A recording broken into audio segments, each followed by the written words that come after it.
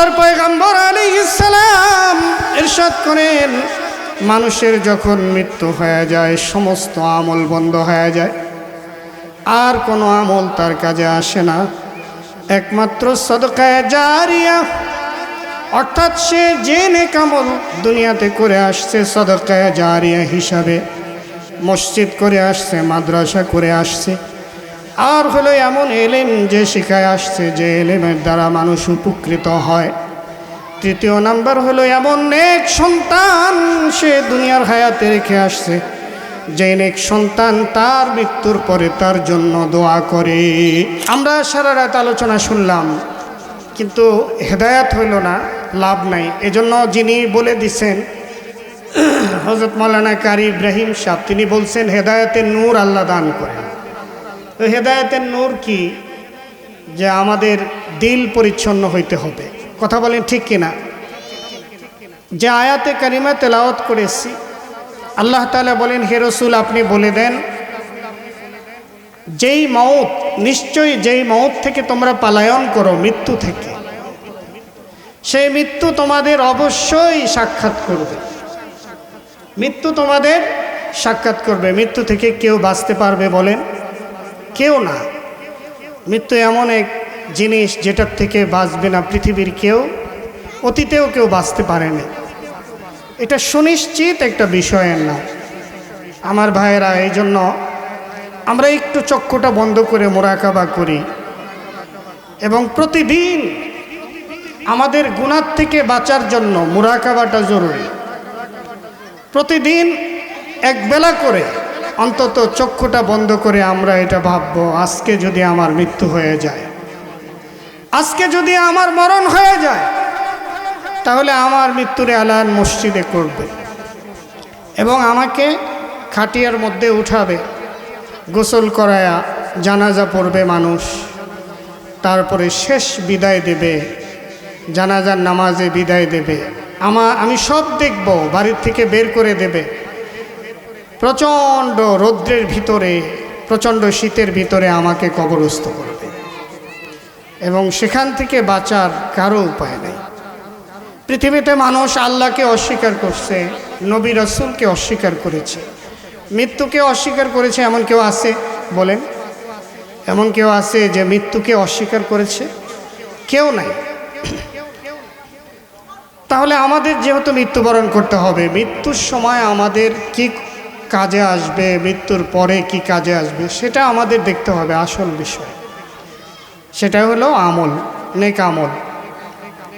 হাদিসের মধ্যে আছে, ক্বালা রাসূলুল্লাহ সাল্লাল্লাহু আলাইহি ওয়াসাল্লাম, ইযা মাতাল ইনসান ইনকাতা আনহু আমালুহু ইল্লা মিন সালাসা, ইল্লা মিন সাদাকাতিন জারিয়াহ আও ইলমিন ইউনতাফাউ বিহি আও ওয়ালাদিন সালিহিন ইয়াদউ লাহু, ও কামা ক্বালান নবী আলাইহিস সালাতু ওয়াস সালাম।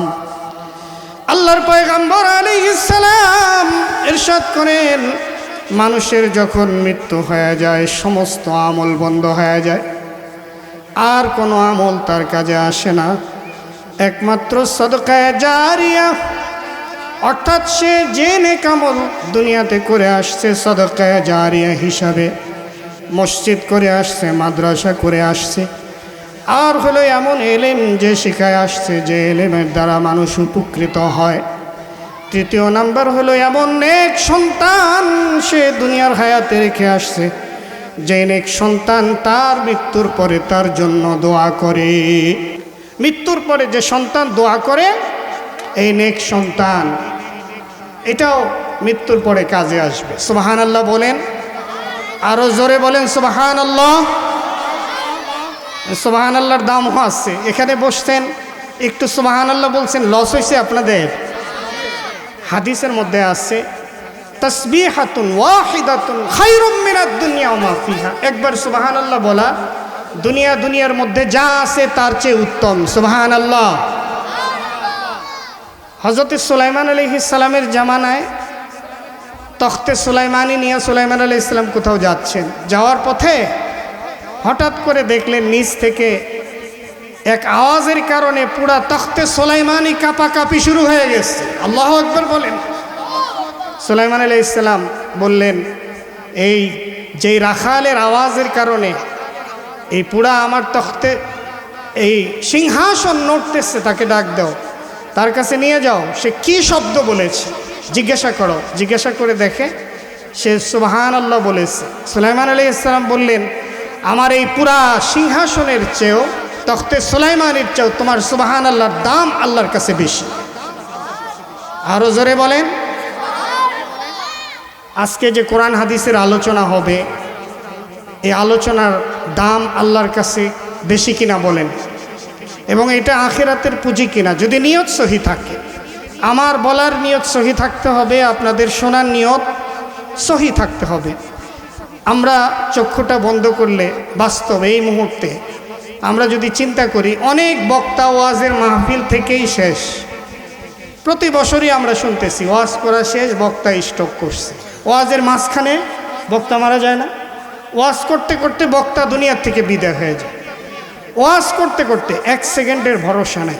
সামান্য কয়েকটা দিনের জন্য আমরা দুনিয়ার জন্য আসছি, চক্ষু আজকেও আমার বন্ধ হয়ে গেলে আমার হায়াত শেষ। তা আমি প্রস্তুতি নিলাম, কতক্ষণ, কতটুকু, কি জন্য আসলাম দুনিয়াতে, কি নিয়ে যাইতেছি। এটা হলো দেখার বিষয়, ভাবনার বিষয়। আমার নেক আমলগুলো আখিরাতের জন্য কতটুকু জমা হইতেছে।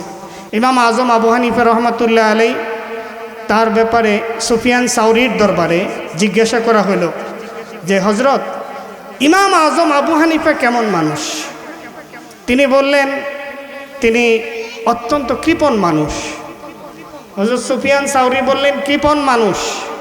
তখন সবাই বলল, যারা সেখানে ছিল, যে আমরা তো শুনছি ইমাম আবু হানিফা ইমামে আজম, বড় ইমাম, তার ব্যাপারে আপনি কৃপণ বললেন, কারণটা কি? তখন বললেন যে, ইমাম আবু হানিফা তো এমন ইমাম যিনি প্রতি রাত্রে এশার ওযু দিয়ে ফজরের নামাজ পড়েন, অনেক নেক আমল করেন, 40 বছর পর্যন্ত এশার ওযু দিয়ে ফজরের নামাজ পড়েছেন। কিন্তু তিনি কৃপণ কেন? তিনি কোনোদিন কারো গীবত করে না। সুবহানাল্লাহ। কেন? কারণ গীবত করলে নেক আমল দিয়ে দিতে হবে, এই জন্য ইমাম আবু হানিফা কৃপণ। ইমাম আজম আবু হানিফা এমন একজন মানুষ ছিলেন। কৃপণ মানে কোন দিক থেকে কৃপণ? টাকা পয়সা খরচ করার দিক থেকে কৃপণ নয়, বরং মানুষের গীবত করার থেকে তিনি বিরত থাকতেন। আমাদের আখিরাত যেন আমরা গুনাহ করে বরবাদ করে না দিই। মৃত্যু একদিন আমার আপনার হবে এবং ঘর থেকে বের করা হবে। ফাইজা হামালতা জানাজাতান বা'দাহা ফাইন্নাকা মাহমুলুন। যখন ফাইজা হামালতা জানাজাতান ইলাল কবর ফা'লাম বিআন্নাকা বা'দাহা মাহমুলুন, যখন কবরের দিকে জানাজা নেওয়া হয়, তখন তুমি মনে করো, আমি মনে করি এরপরের সিরিয়াল আমার। একজন বুজুর্গ বলতেছেন, এরপরের সিরিয়াল তোমার। আজরাইল আলাইহিস সালাম একজনের জান কবজ করার জন্য আসছে। আসার পরে তখন বলতেছে যে, এই আপনি তো কোনো আগের থেকে কোনো ইনফরমেশন দিয়ে তারপরে আসেন না। দুনিয়াতে যদি কেউ আসামি ধরতে আসে, পুলিশ অথবা থানার থেকে আগে ওয়ারেন্ট জারি হয়, তারপরে আসামি ধরতে আসে। আজরাইল যে আসে, কোনো আসামিকে আজ পর্যন্ত ওয়ারেন্ট দিয়ে আসছে যে আমি আসতেছি আজকে রাত্রে, প্রস্তুত থাকো। আজরাইল আলাইহিস সালামকে বুজুর্গ জিজ্ঞাসা করতেছে, আপনি তো কোনো দিন এরকম ওয়ারেন্ট জারি করে আসেন না। আজরাইল আলাইহিস সালাম বললেন, আমার মতো ওয়ারেন্ট পৃথিবীতে কেউ জারি করে না। আমি সবচেয়ে মানুষকে বেশি সচেতন করি। কিভাবে? একজন মানুষ দুনিয়াতে আসাই তার মৃত্যু হওয়ার প্রমাণ। দুনিয়াতে আসছি মানে আমার মৃত্যু হবে, এটা সুনিশ্চিত। আমাদের যখন দাড়ি জ্বালাইছে, এটা একটা আজরাইল আলাইহিস সালাম কিন্তু মৃত্যুর একটা পরোয়ানা জারি হয়ে গেছে। দাড়ি যখন সাদা হয়ে গেছে, একদম সর্বশেষ মৃত্যুর প্রস্তুতি নেওয়ার সময় হয়ে গেছে। আস্তে আস্তে আর থাকার সময় নেই। আজরাইল আলাইহিস সালাতু ওয়াস সালাম বললেন, আমি কিন্তু প্রত্যেক দিন প্রত্যেক এলাকায় ওয়ারেন্ট জারি করে আসি, সতর্ক করে আসি, যখনই তোমরা কোনো জানাজায় যাও, জানাজায় যায় এক ভাইয়ের জানাজার নামাজ পড়ো, তখন আজরাইল আলাইহিস সালাম সতর্ক করে যান, এই যে জানাজার নামাজ তোমরা যারা পিছনে পড়লা, মনে রাখবা এরপরেই কিন্তু তোমার সিরিয়াল এসে যাবে। এটাই তোমার এর পরের সিরিয়ালই তোমার। তাহলে আজরাইল আলাইহিস সালাম কি আমাদেরকে সতর্ক করতেছেন না? করেন, ওয়ারেন্ট জারি করেন। আমরা বুঝি না আসলে।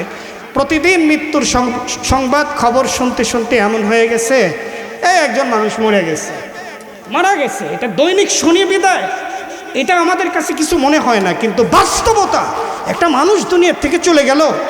এই মানুষটা গতকালকেও বাজার করছে, গতকালকেও এই মানুষটা রাস্তা দিয়ে হাঁটছে, গতকালকেও আমাদের মাঝে এসে ছিল, হাসছে, খানা খাইছে, একসাথে বসছে, চা খাইছে, কথা বলছে। আজকে সে দুনিয়াতে নাই।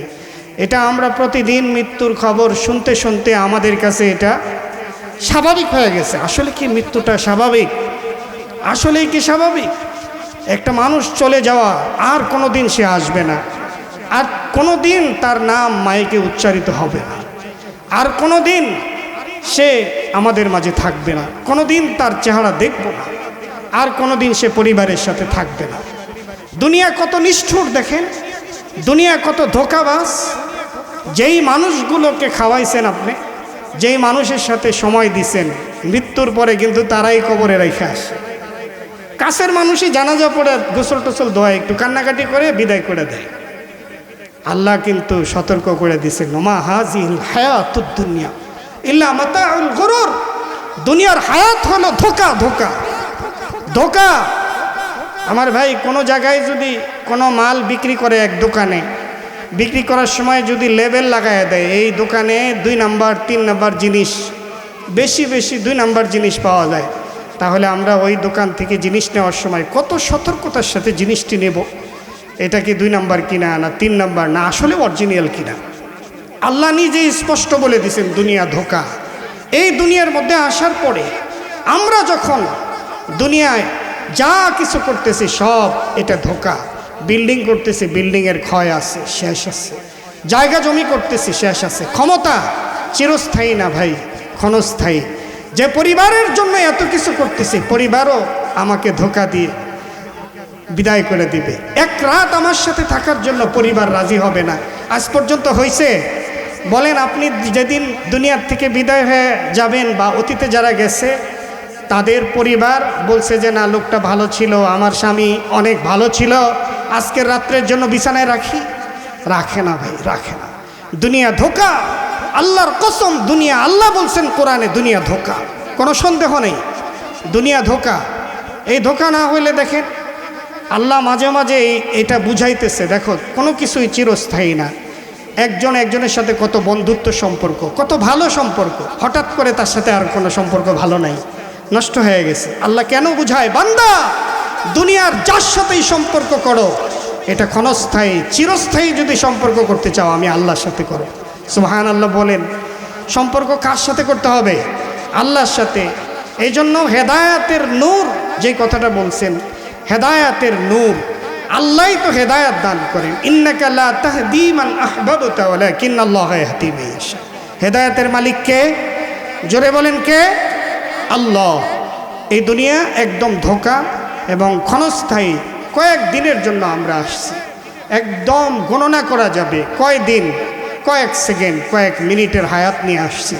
এবং আল্লাহ এটা বুঝাইয়া দিচ্ছেন, বান্দা এই ধোঁকার ঘরে চলতে হইলে আমি আল্লাহর সাথে সম্পর্ক করে আসো। আমি আল্লাহ চিরস্থায়ী, আল্লাহর সাথে সম্পর্কও চিরস্থায়ী।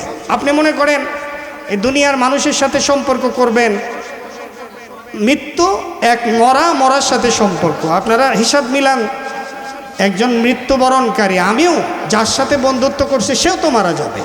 তাহলে মরা প্লাস মরা সমান সমান কি? মরা। আর আল্লাহ হুয়াল হাইয়ুল কাইয়ুম, তিনি চিরঞ্জীব, চিরস্থায়ী, তিনি চিরঞ্জীব। আল্লাহর সাথে যদি কোনো বান্দার সম্পর্ক থাকে, এই সম্পর্কের কোনো ক্ষয় নাই। আল্লাহ মৃত্যুর সময়ও থাকবেন, ফেরেশতা দিবেন, ইয়া আইয়াতুহান নাফসুল মুতমাইন্না ইরজিই ইলা রাব্বিকি রাদিয়াতাম মারদিয়া ফাদখুলি ফি ইবাদি ওয়াদখুলি জান্নাতি। আল্লাহ পাক ফেরেশতা দিয়ে আল্লাহ পাক নিজে ঘোষণা দিবেন, হে প্রশান্ত আত্মা, ইয়া আইয়াতুহান নাফসুল মুতমাইন্না ইরজিই, ফিরে আসো, ইলা রাব্বিকি, তোমার রবের কাছে ফিরে আসো, রবের কাছে ফিরে আসো, রাদিয়াতাম মারদিয়া, মানে এমন অবস্থায় আল্লাহ রাজি এই বান্দার উপরে, বান্দাও রবের উপরে রাজি। সুবহানাল্লাহ। আরো জোরে বলেন সুবহানাল্লাহ। আমরা ঈমান নিয়ে মরতে চাই তো? কে কে চাই হাত উঁচা করে দেখেন, নারায়ে তাকবীর। আল্লাহ আমাদের মৃত্যুর সময় ঈমান নসিব করো, সকলে বলো আমিন, সকলে বলি আমিন।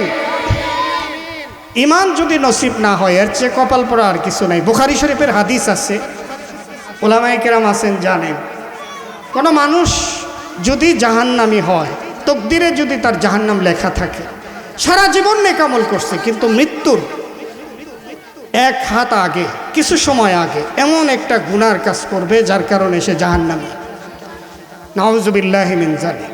আল্লাহ যদি তকদিরে জান্নাত লেখা থাকে, জান্নাত লেখা থাকেন, বুখারী শরীফের হাদিস, চ্যালেঞ্জ করলাম আমি, বুখারীর হাদিস, বুখারী শরীফের হাদিস, যদি কারো তকদিরে জান্নাত লেখা থাকে, সারা জীবন গুনার কাজ করছে, কিন্তু মৃত্যুর আগে এমন আল্লাহ ভালো কাজ করার তৌফিক দেন, সে জান্নাতি হয়ে যায়, তাহলে কোনো খারাপ মানুষকে দেখে এই কথা বলার সুযোগ আছে যে সে জাহান্নামী? কেউ বলতে পারবে? বলেন। আমাদের দিলের অবস্থা তো এমন যে একজনকে সিগারেট খেতে দেখলে তাকে জাহান্নামের ফতোয়া দিয়ে দিই, একজনকে গুনাহ করতে দেখলে ফতোয়া দিয়ে দিই। ভাই হ্যাঁ, এই কাজ করলে জাহান্নামী হবে, কিন্তু সে যে জাহান্নামী এটা বলা যাবে না। বুঝে আসছে? এমন গুনার কাজ করলে জাহান্নামী, কিন্তু কোনো ব্যক্তিকে জাহান্নামী বলা যাবে না। এটা খুব ভালো করে খেয়াল রাখবো আমার ভাইয়েরা।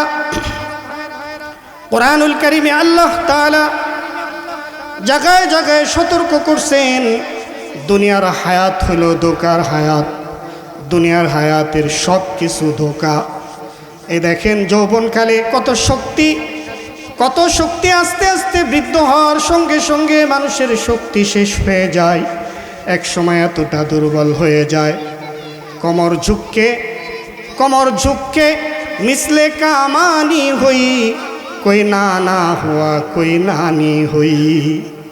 এক সময় কত শক্তি, কমর ঝুঁকা এখন কামানের মতো হয়ে গেছে, নানা হয়ে গেছে, নানি হয়ে গেছে, বুড়া বুড়ি।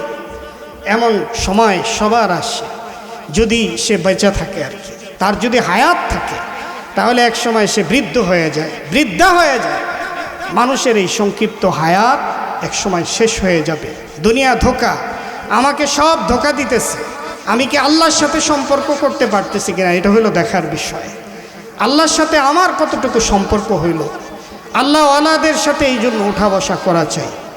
যারা আলেম আরেফ বিল্লাহ, যারা আল্লাহকে যারা চেনে তাদের সাথে যাওয়া, কেননা আল্লাহ বলছেন না ইয়া আইয়ুহাল্লাযীনা আমানুত্তাকুল্লাহ ওয়া কুনু মা'আস সাদিকিন। আমরা হুজুরদের কাছে শুধু বিপদে পড়লে যাই, কিন্তু বাস্তবে নিজের ইসলাহের জন্য, হেদায়েতের জন্য আমরা যাই না। কেন যাই না? যাওয়া দরকার। বিপদে পড়লে তো সব খারাপ সোজা, বিপদে পড়লে তখন কাফেররাও আল্লাহ আল্লাহ ডাকে না? ওয়াইদা মাসাল ইনসানা দুররু দাআনা লিজামবিহি আও কাঈদান আও কাঈমা ফালাম্মা কাশাফনা আনহু দুররাহু মাররা কাআন লাম ইয়াদউনা ইলা দুররিম মাসসা। যখন মানুষের মুসিবত আসে, যখন মানুষের মুসিবত আসে, তখন মানুষের অবস্থা কেমন হয়? আল্লাহ পাক কোরআনুল কারীমে বলেন দাআনা লিজামবিহি আও কাঈদান আও কাঈমা, বসা অবস্থায়, দাঁড়ানো অবস্থায়, সর্ব অবস্থায় আল্লাহকে ডাকে। বুঝে আসছে? সব অবস্থায় আল্লাহকে ডাকে কিনা বলেন। একটা ঘটনা মনে পড়ে গেছে যে এক লোক নদীর কিনার দিয়ে হাইটে যেতেছে, নদীর মধ্যে প্রচণ্ড ঢেউ, এই ঢেউয়ের মধ্যে দিয়ে হাইটে যাওয়ার সময় বাতাসে ঢেউয়ে এই লোকটাকে পানিতে ফালাইয়া দিচ্ছে।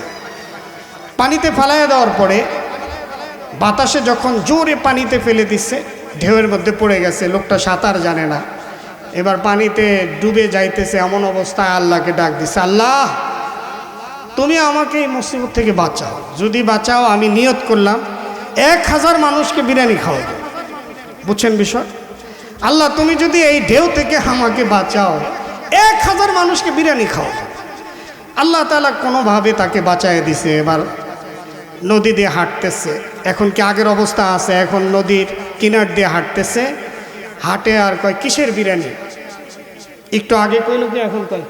একটু আগে বললো আল্লাহ যদি আমাকে বাঁচাও 1000 লোককে বিরিয়ানি খাওয়াবে, এখন বলতেছে কিসের বিরিয়ানি?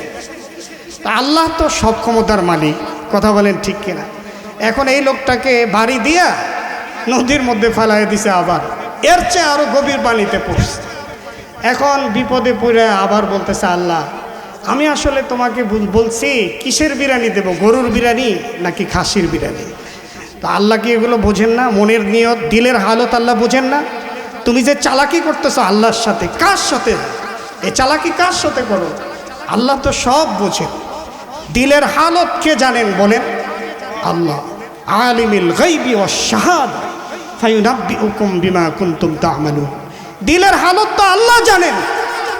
আজকে আমরা যদি মৃত্যুর কথা ভুলে যাই, প্রতিদিনই তো স্মরণ রাখা দরকার। যেটা আসল সেটাকে আমরা ভুলে যাচ্ছি, আর যেটা নকল, এই দুনিয়ার সব ধোঁকা। ওমা হাযিহিল হায়াতুদ দুনিয়া ইল্লা মাতাউল গুরুর, সব ধোঁকা।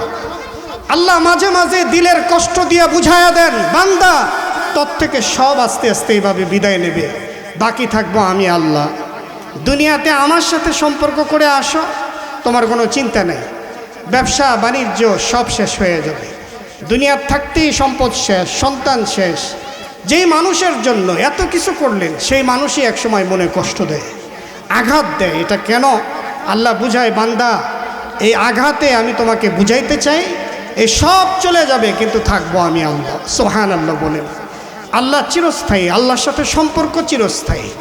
আমরা মৃত্যুবরণকারী, কিন্তু আমরা যদি আল্লাহর সাথে সম্পর্ক রাখি, আল্লাহ ওয়ালাদের সাথে সম্পর্ক রাখি, দিলের ভালোবাসা যদি আল্লাহর সাথে করি, আল্লাহ পাক বুঝাইতেছেন, বান্দা আমার এই সৃষ্টি নিয়ে গবেষণা করো, তাফাক্কারু ফি খালকিল্লাহ, আমার এই সৃষ্টি নিয়ে গবেষণা করো, আমি আল্লাহকে পেয়ে যাবে। পৃথিবীর সব কিছু যে ক্ষণস্থায়ী, আর বুঝতে কত বাকি। সূর্য উঠতেছে আবার সূর্য ডুবতেছে, চন্দ্র উঠতেছে আবার চন্দ্র ডুবে যাইতেছে, দিন শুরু হইতেছে আবার এই দিন শেষ হয়ে যাইতেছে।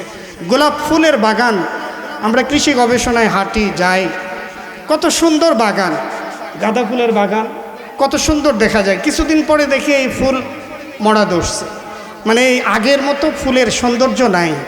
তা আল্লাহ বুঝাইতেছেন, ওমা হাযিহিল হায়াতুদ দুনিয়া ইল্লা মাতাউল গুরুর। দুনিয়ার হায়াত তো ধোঁকা।